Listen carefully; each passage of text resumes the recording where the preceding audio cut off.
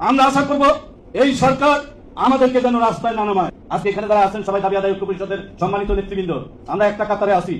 আমরা আজকে বলতে চাই, বাংলাদেশের শহীদ জিয়া রাষ্ট্রপতি, মরহুম রাষ্ট্রপতি, বীর মুক্তিযোদ্ধা, দেশের রাষ্ট্রনায়ক, গণতন্ত্রের প্রবক্তা, তারপরে ছিলেন বেগম খালেদা জিয়া। তার সময় আমাদেরকে আন্দোলন করতে হয়েছে এবং দাবি আদায় করতে হয়েছে। তৎকালীন সময় মান্নান ভূঁইয়া ছিলেন দলের মহাসচিব। আমরা যখনই আন্দোলন করতাম আমাদেরকে ডেকে আলোচনা করে আমাদের দাবিগুলো পূরণ করে দিতেন। কাজ নাই মজুরি নাই আদেশ করেছিলেন 2003 সালে। আমরা সারা বাংলাদেশ আন্দোলন করে সেটা বাতিল করেছিলাম।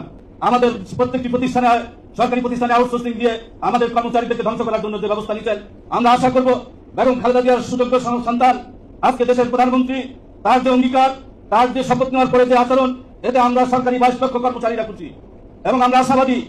আপনি যে চান সরকারি প্রতিষ্ঠান আরো উন্নয়ন হবে, আমরা আমাদের দায়িত্ব পালন করবো। ডিউটি ছাড়া প্রয়োজন হলে আরো অতিরিক্ত ডিউটি করবো, কিন্তু অন্য বস্ত্র, শিক্ষা, বাসস্থান, ক্ষুধার ব্যবস্থা নিরসন করতে হবে আপনার সরকারের মাধ্যমে। আমরা চাই যেমন ফ্যামিলি কার্ড অতীতের সরকার আমাদের জন্য দিয়ে গিয়েছিল, 22,000 কোটি টাকা রেখেছিল, বলেছিল তোমাদের ব্যবস্থা হচ্ছে, হয় নাই, দিয়ে যেতে পারে নাই, সেটার প্রমাণ আমরা দিয়েছি, আপনারা দিয়েছেন। আপনারা যদি বলেন পে স্কেল পাইনি, আমাদের আন্দোলন সফল হয় নাই, আমি বলবো আপনাদের আন্দোলন সফল হয়েছে। ওদিনকার যে আন্দোলন হয়েছিল শুধু বাংলাদেশে না, সারা বিশ্বে আমাদের এই আন্দোলনের খবর পৌঁছিয়ে গিয়েছিল। সারা বাংলাদেশের আন্দোলনের খবর সারা বিশ্বের টেলিভিশন পত্রিকায় আমাদের কথাগুলো উঠেছে। তাই প্রিয় বন্ধুরা, আপনারা সবাই ধৈর্য ধরুন।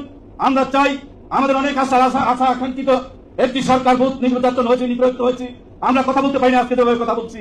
আমরা আশা করব এই সরকার আমাদেরকে যেন রাস্তায় না নামায়। আমরা দাবি আদায় ঐক্য পরিষদ ঐক্যবদ্ধ আছি। আমরা চাবো যত দ্রুত গতিতে, যেমন ফ্যামিলি কার্ড শুরু করেছেন, 11টা 20 গ্রেড কর্মচারীদের জন্য বেতনিক ব্যবস্থাটা চালু করে দিবেন এবং আউটসোর্সিং আপনার মাধ্যমে বাতিল করে দিবেন এবং পোশাকের টাকা বেতনের সাথে দিবেন। বাকি দাবিগুলো যেগুলি আছে সেগুলি আপনি আস্তে আস্তে পূরণ করবেন। আমরা রাস্তায় নামতে চাই না। আপনি এসেছেন, 180 দিনের কর্মসূচি দিয়েছেন, এর মধ্যে যদি আমাদের কোনো সুসংবাদ আমরা পাই, আমরা দেখো আরো বেশি গতিতে কাজ করার জন্য চেষ্টা করব। দেশের উন্নয়ন এবং দেশের সার্বিক ব্যবস্থায় আমরা আরো বেশি পরিশ্রম করার ওয়াদা করে আজকে আপনারা এখানে উপস্থিত হয়েছেন। সম্মানিত নেতৃবৃন্দ, আপনারা সবাই ঐক্যবদ্ধ থাকবেন।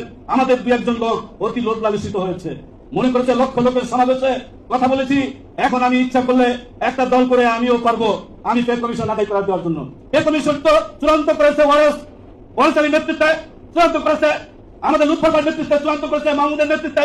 আমরা যারা বিভিন্ন সংগঠন এখানে একত্রিত হয়েছি, আমাদের নেতৃত্বে চূড়ান্ত হয়ে গেছে, যেখানে আজকের প্রধানমন্ত্রী স্বীকার করেছে যে আপনাদের পে কমিশন আমরা বাস্তবায়ন করবো। আমরা আর কিছু চাই না, আমরা বিশ্বাস করি আমাদের পে কমিশন অবশ্যই বাস্তবায়ন হবে।